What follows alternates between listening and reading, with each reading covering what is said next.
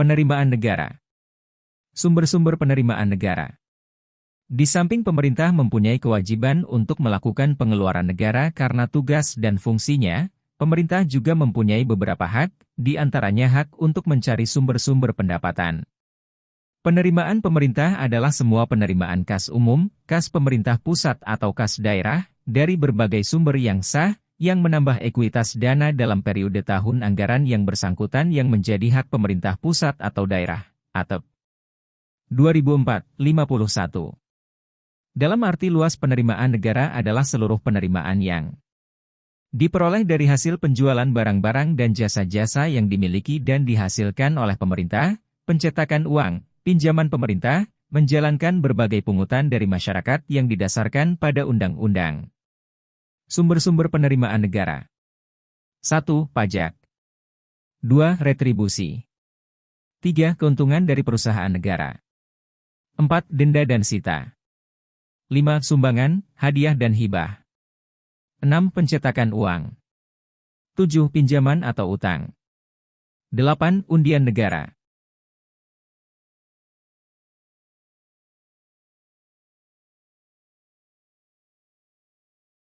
Penerimaan negara sektor pajak merupakan penerimaan negara yang sifatnya swadaya sebagai sumber pembiayaan negara karena berdasar pada kemampuan keuangan sendiri.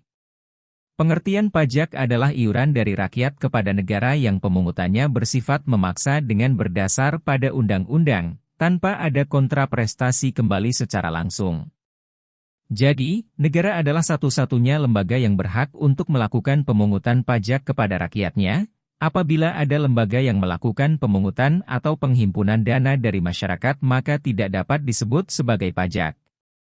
Demikian pula dengan kontraprestasi yang diberikan atas pembayaran pajak tersebut bersifat tidak langsung karena atas pembayaran pajak ini masyarakat tidak mendapat imbalan secara langsung tetapi kontraprestasi tersebut dapat diberikan secara tidak langsung misalnya berupa fasilitas atau barang-barang publik yang disediakan oleh pemerintah berupa sarana-prasarana transportasi, pelayanan kesehatan, dan perlindungan keamanan.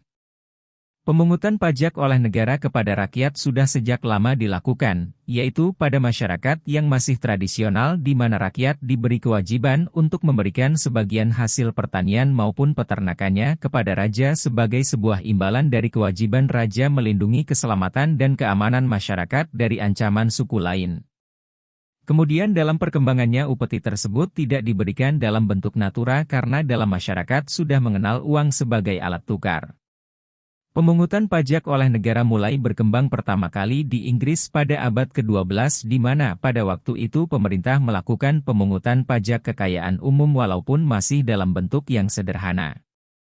Perkembangan perpajakan sampai dengan abad ke-19 ditandai dengan penyempurnaan sistem perpajakan hingga sekarang karena fungsi pemungutan pajak dalam sistem perekonomian modern tidak hanya sebagai alat untuk memungut dana dari masyarakat, tetapi juga berfungsi untuk mengatur perekonomian.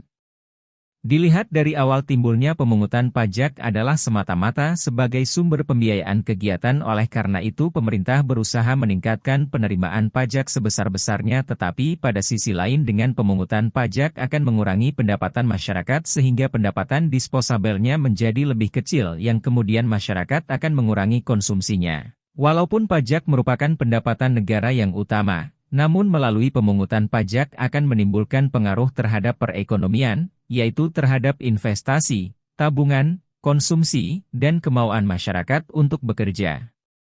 Sehubungan dengan hal tersebut dengan pemungutan pajak selain sebagai sumber pembiayaan negara tetapi dengan pemungutan pajak bisa berfungsi untuk mendorong pertumbuhan ekonomi, menjaga stabilisasi ekonomi, melindungi produksi dalam negeri maupun menciptakan distribusi pendapatan yang lebih merata. Sehubungan dengan hal tersebut di dalam pemungutan pajak selalu melekat fungsi budgetair dan fungsi pengaturan, regular, secara bersama-sama. Sekilas antara fungsi budgetair dan fungsi regular saling bertentangan karena melalui pemungutan pajak akan mengurangi tingkat kesejahteraan rakyat sebesar nilai pajak yang dibayarkan. Oleh karena pemungutan pajak merupakan pengaliran dana dari masyarakat kepada negara maka dalam pemungutan pajak pemerintah tidak boleh hanya menerapkan fungsi budgetair saja dan mengabaikan fungsi pengaturan demikian pula sebaliknya, tetapi dua fungsi tersebut dilakukan bersama-sama dan saling mendukung. Di Indonesia sebelum tahun 1984 pemerintah lebih mengutamakan fungsi regular dibandingkan fungsi budgetair. Hal ini bisa kita lihat dari kebijakan pemerintah memberikan banyak fasilitas pajak, misalnya kebijakan memberikan pembebasan pajak untuk jangka waktu tertentu, tax holiday, kepada investasi baru, yang dimaksudkan untuk menarik dan memberi kesempatan berkembangnya penanaman modal dalam negeri.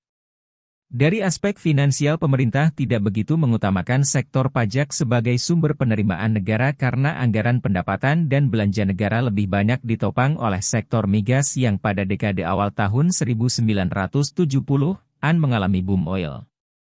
Namun, memasuki dekade tahun 1980 harga minyak dunia mengalami penurunan yang cukup tajam sehingga kondisi ini sangat memengaruhi pendapatan negara dan diperkirakan anggaran negara mengalami defisit cukup besar.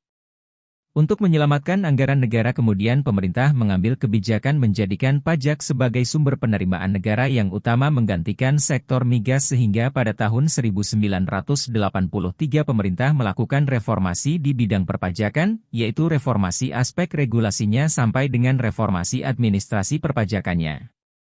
Dengan melihat latar belakang tersebut dapat dikatakan bahwa sejak tahun 1983 dalam pemungutan pajaknya pemerintah lebih mengutamakan fungsi budgetair daripada fungsi regular hingga sekarang. Namun, kedua fungsi tersebut akan selalu melekat dalam setiap pemungutan pajak. Prinsip-prinsip pemungutan pajak. Prinsip-prinsip pemungutan pajak sebagaimana yang dikemukakan oleh Adam Smith tersebut kemudian ada beberapa sarjana yang menambahkan beberapa prinsip dalam pemungutan pajak, yaitu prinsip ketepatan, adekuate, pajak hendaknya dipungut tepat pada waktunya dan jangan sampai justru mempersulit posisi anggaran pendapatan dan belanja negara. Di samping itu, untuk mencapai sistem perpajakan yang baik digunakan dua pendekatan yaitu ability to pay approach dan benefit approach, di mana pemungutan pajak hendaknya mempertimbangkan kemampuan masyarakat juga didasarkan atas manfaat yang diterima oleh wajib pajak atas pembayaran pajak kepada masyarakat. Dengan melihat kondisi perekonomian dan keuangan negara yang melatar belakangi kebijakan tax reform tahun 1983, sektor pajak merupakan penerimaan yang utama dari penerimaan dalam negeri dan dari tahun ke tahun menunjukkan peningkatannya. Dalam tahun anggaran 2008 penerimaan negara dari pajak ditargetkan sebesar 76% dari penerimaan dalam negeri atau sebesar 13,7% dari PDB. Pendapatan negara dari sektor pajak tersebut meliputi pajak penghasilan, pajak pertambahan nilai, pajak bumi dan bangunan, cukai, pajak ekspor, biaya keluar, biaya masuk dan pajak lainnya sehingga target penerimaan pajak dalam tahun anggaran 2008 adalah Rp591.978,4 miliar dari Rp799.214,5 miliar penerimaan dalam negeri atau Rp781.354,1 miliar pendapatan negara. Hal ini menunjukkan kemandirian dalam pembiayaan negara dengan memberikan beban pembiayaan negara kepada masyarakat dengan berdasar pada prinsip keadilan. Dalam struktur APBN yang termasuk penerimaan bukan pajak meliputi penerimaan dari sumber daya alam, migas dan non-migas, bagian laba BUMN dan penerimaan negara bukan pajak lainnya, seperti pendapatan penjualan, pendapatan sewa, pendapatan jasa. Dalam APBN 2008 penerimaan bukan pajak ditargetkan sebesar Rp187.236,1 miliar atau 24% dari penerimaan dalam negeri atau 4,4% dari PDB.